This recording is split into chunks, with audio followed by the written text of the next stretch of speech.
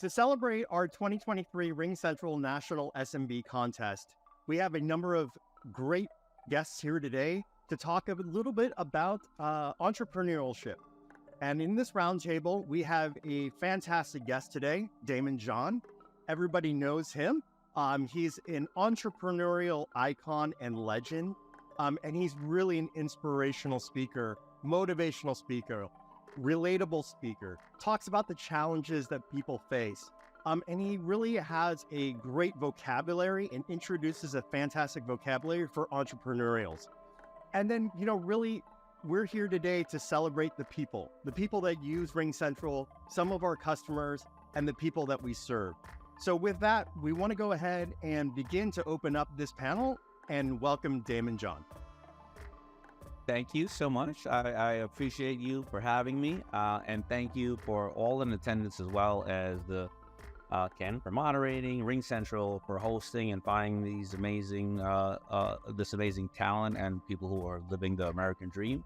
And thank you for the entrepreneurs here, and the backbone of this country, small businesses. A lot of people don't realize how big small business is.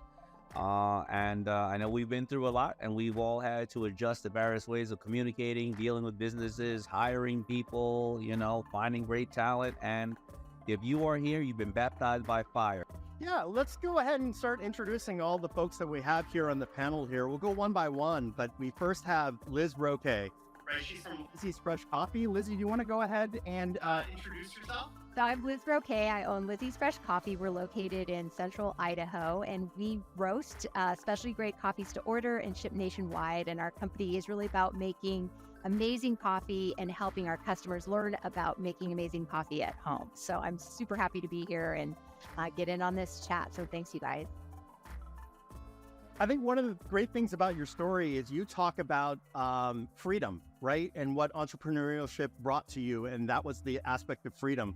Like, Daymond, you talk about, like you just had a great, wonderful post about, that we all have the same 24 hours in the day, and what are you doing differently? Lizzie, you had a wonderful story about what drove you. You want to tell us a little bit about that? Yeah, it was actually really interesting. I mean, just a little backstory. My parents are Austrian immigrants, and when I was a kid, me and my three sisters worked in the pastry shop, and I got to see firsthand what it was like to make something that brought people joy that you also could make a living with, like the magic sauce of being a business owner. And I went to college, worked 15 years in the outdoor clothing and eyewear industries. And then the company that I was working for decided to move their whole team to another city. And I was like, no, thank you. I would like to stay here. But at that time, 15 years ago, remote work really just wasn't an option for my type of job. Certainly is now. So I was like, well, I gotta do something. So I made a deal with the company I was working for and got a great severance package in exchange for transitioning the team. So it was just that really amazing opportunity. Like, started out terrible, but then I was like, I have money in this hand and I have these past business skills in this other hand. I can create my own business. And so I really leaned into that. I want to do something that brings people joy that I can make a living doing. And since I loved coffee since the time I was a kid, I was that weird kid that was like, coffee ice cream, coffee dips. Can I have another mocha? I was like, coffee. So I had to learn about coffee. I kind of brought like a business side to it, but I was like, I don't know a thing about roasting coffee. So that's where my journey began. And here I am now with a business, a family business. My son, who just graduated from college, works here with us. And it's just it's a total dream. It was hard, but here we are, and it's great. Well, excellent. That is an amazing accomplishment. Being having the understanding, the ability to pivot. Awesome.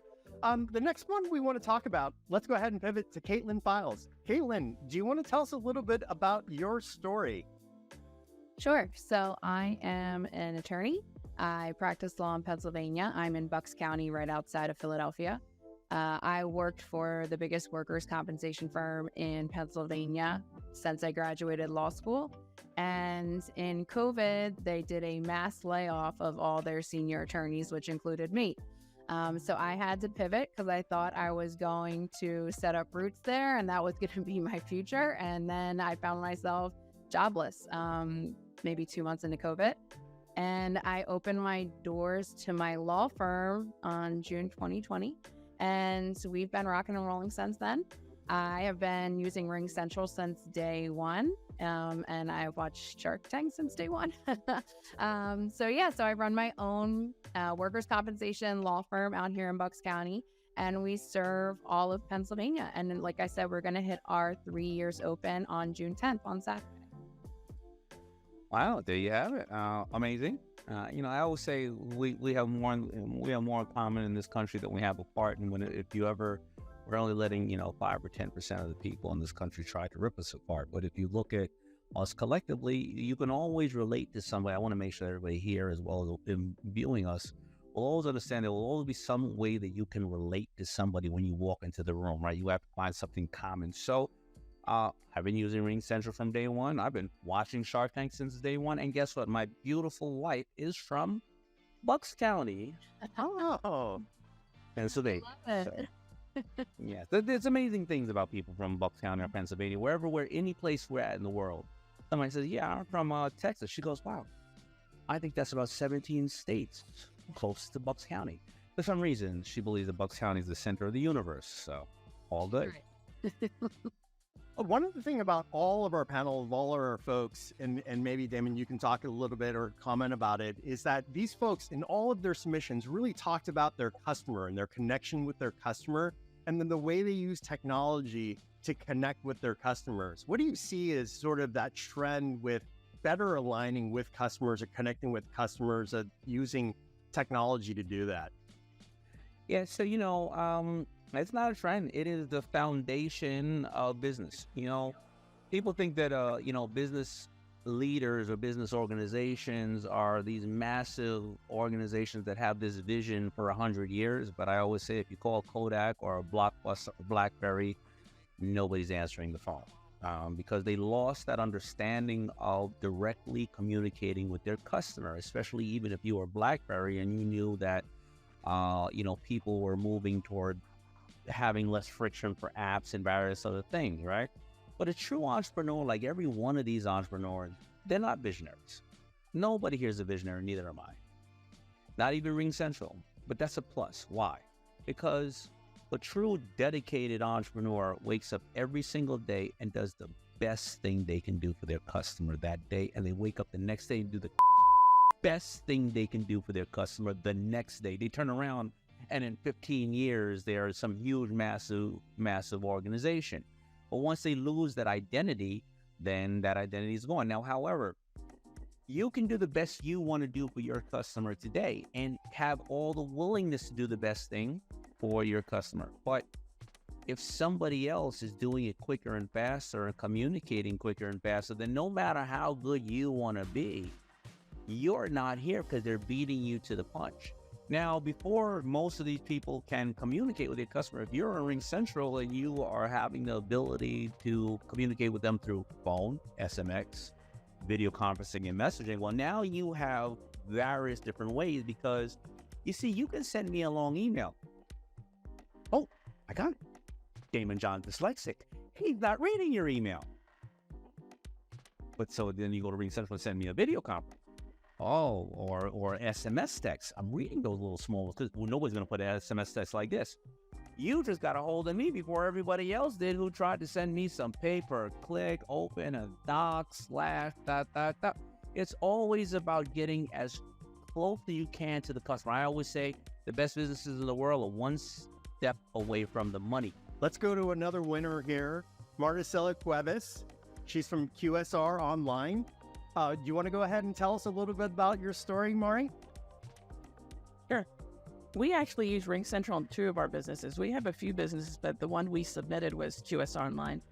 And we love it because, like I said, we have 38 employees. Not only, we're no longer all in the office, so the RingCentral is definitely a benefit for all of us. If one doesn't pick up the line, it goes right next to the next one.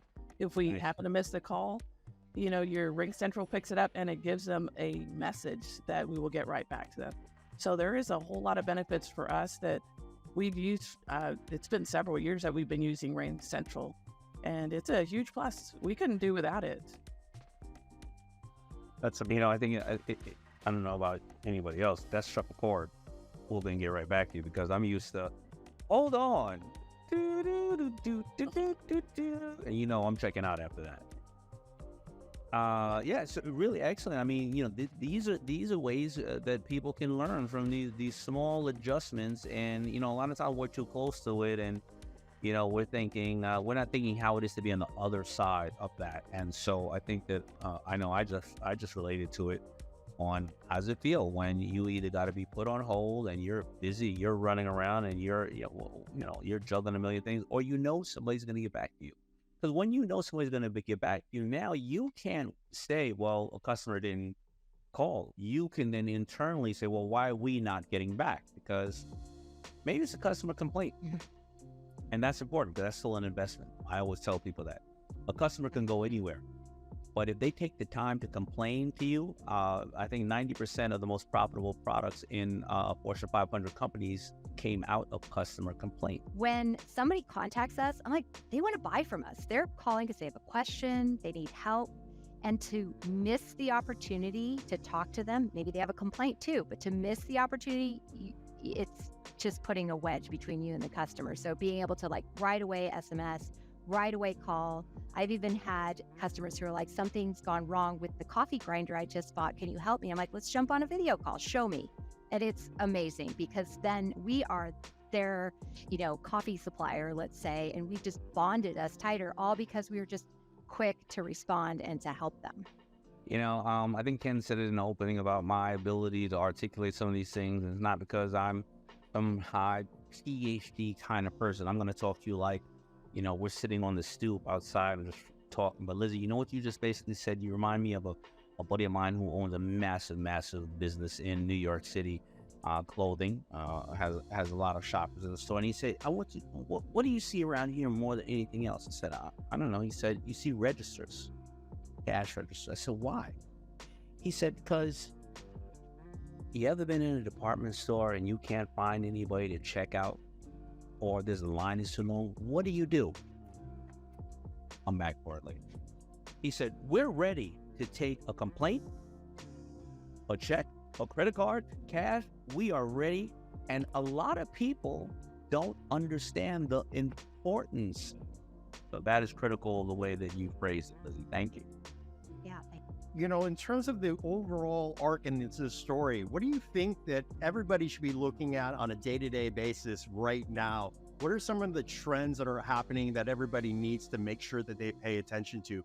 Obviously, you've talked a lot about the customer and making sure that you're serving them where they are at. Anything else that you would think is extremely important for any of the folks that are watching? First of all, product is king. So I will skip over that in regards to every individual person here. So whether you are doing sponges, a legal service, a medical service, or whatever the case is, your product is not good, then, that is a room for improvement. Well, communication internally with the team is much needed, more than anything else. You see, what we have lost, because no matter what, you will have some remote people, you will have virtual people, and there's a big advantage to that. The advantage to that, which is a trend, or not a trend, but I don't want to call these things trend, because I think this is the way that we're going, is that you're an Army veteran and you were never able to work with the same people that you protected this great country with, but now that person's in California and you are in New Zealand and you can finally work together. What is being lost is communication, the little water cooler, elevator, walk by your desk conversation. You can no longer go, hey, Sarah, you know how we were just talking about that? I got some further ideas. I'm going to share it with you after lunch. It's going to take 2 seconds. You got a minute? Yeah, sure. Now, if you have 50 people like that and they're having 50 of those conversations a day, well, how much do you think, how much communication is being lost? And now you got to sit across on your ring and you got to wonder how, the person's feeling, and they don't want to jump into a conversation. So if we can find different ways to tighten up that communication, well, with your customer, but more importantly, with your staff. Something with RingCentral that's been amazing and a total game changer since I opened my small firm is the texting. And I believe Lizzie mentioned this earlier. My clients love texting. They would rather text than email or call or anything. And it's so great in RingCentral that I can pull up the app and text through the app, and they think that they're texting my personal number and that they have a direct link to their lawyer, which I don't think a lot of people normally get. It's very odd to be able to say, oh yeah, I just texted my lawyer. That doesn't normally happen. Lawyers pretty much have a barrier of a paralegal. You get the phone team when you call and you don't get the lawyer. So RingCentral has allowed me to be able to text my clients directly. They can text me pictures of whatever they're looking at. They can call me directly through the app. So it's been amazing. And our review that we always get whenever we get a great, 5-star review has been the ability to get in contact with me directly and that they can text me. They absolutely love it. That's awesome. I think that, that ability, right, in communications, you want to make yourself accessible, but you also want to have that, that identity and that security aspect, right, of being able to separate your own personal number, right, with your business number too as well, but still give that experience. And RingCentral enables you to do that. You know what I like about the platform? I like that it can make you look as big as you want, right? Or it can make you look as intimate as you want. And that's critical, right? Because, we all know how to go. Somebody go, I only go to the biggest, the best. And we all know how we go, I want some specialized care. Well, maybe they look at Caitlin and they go, she's the biggest and the best, but she also is specialized. So I think that the ability to play those different type of, and who does it the best? It's a little company called Nike. They do about $30 billion a year. They will sell $30 billion worth of shoes, but guess what? They will make one custom pair. Yeah. Now, somebody would say, why would Nike $30 billion make one pair of customs? Think, wow, by the way, they're no dummies. They'll take the analytics of all the pairs that people have been making, and you know what? We just designed all their sneakers for the next year. But every person, from the largest or the person who wants the certain type of sneakers to the single individuals feels special. And that's what happens when you communicate with people, like Caitlin just said. You make them feel special. When you talked about analytics and Nike, I'm a big shoe guy. I love doing my customs. And I know that they're collecting that info on us.